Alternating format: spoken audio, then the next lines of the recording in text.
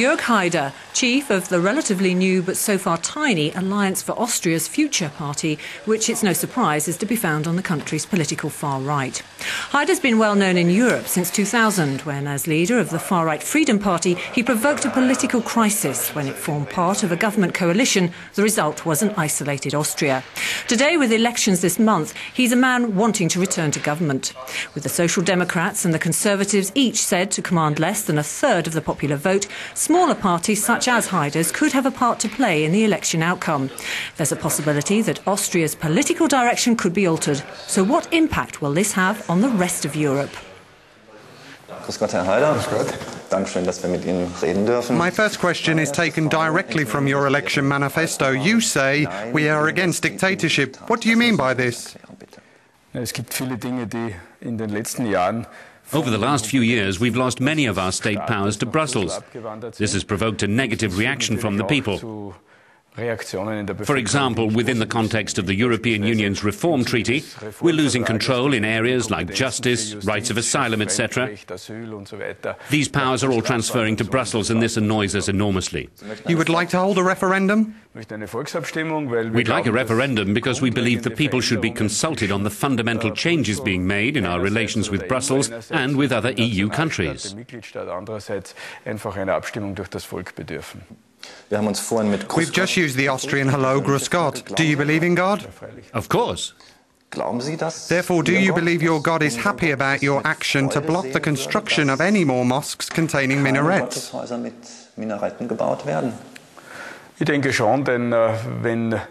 I think yes, because if prayer houses are abused for fundamentalist objectives, this has nothing to do with religion, and therefore they should not exist here.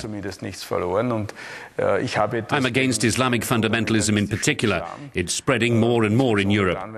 Take one Prime Minister of Turkey who said, "Our minarets are our bayonets, our domes our helmets, our mosques our barracks, our believers our soldiers." This makes me think. This has nothing to do with religion, with peace. This is corrupted thought. I don't need visible symbols of such kinds of Islamic fundamentalist power play. I think in my country we need a law against the perpetuation of this to ensure we have no more minarets.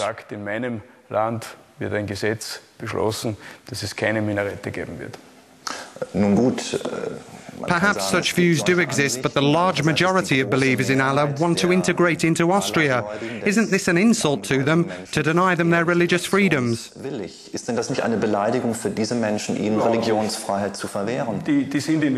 at all. They left their countries, often because they didn't want any more of this extremism, this fundamentalist approach towards their religion. Here in Europe, in Austria, they find it's possible to practice their beliefs when they pray in their mosques, as they call them, but there's no need for the minarets.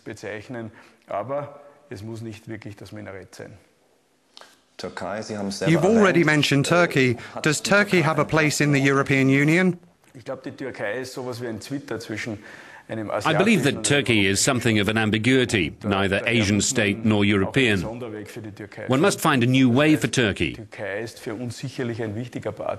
For sure, Turkey is an important partner to build a bridge regarding a common energy policy. We must ensure deliveries of gas and oil from the Caucasus and Asia. We must find a way not to be dependent on Russia. From reading about your political views and from your election manifesto, I am a little disconcerted by your use of inflammatory remarks against asylum seekers. I don't understand it. I don't make inflammatory remarks. A politician whose job is to ensure the safety of the population does not make inflammatory remarks. That probably comes from my critics. But I do ask those asylum seekers who come to Austria seeking protection to behave well, like a guest. But to keep in their mind their presence here will only be tolerated for a limited time.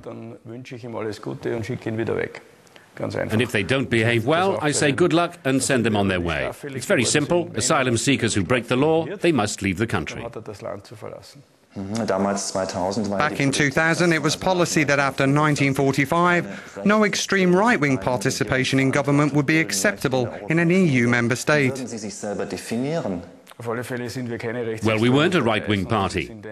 Since 1948-49, we were a political movement. We used to call ourselves something different, a political movement present in the Austrian parliament expressing a centre-right position.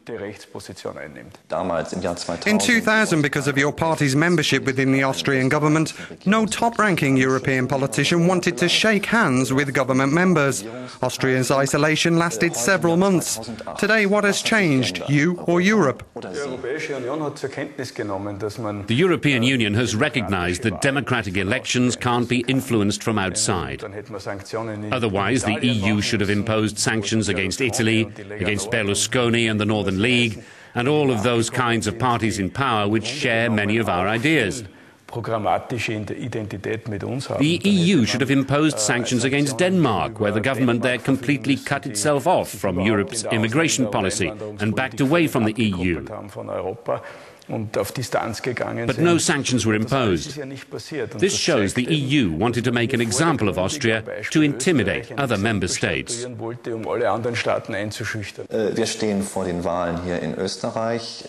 As Austria's general election moves nearer, who would you want to form a coalition with? The Conservative People's Party again? But they have distanced themselves from you as they are a pro-European integration party and you are against that. What sort of coalition would you like to create? The People's Party has changed over the last few years with regards to security and immigration.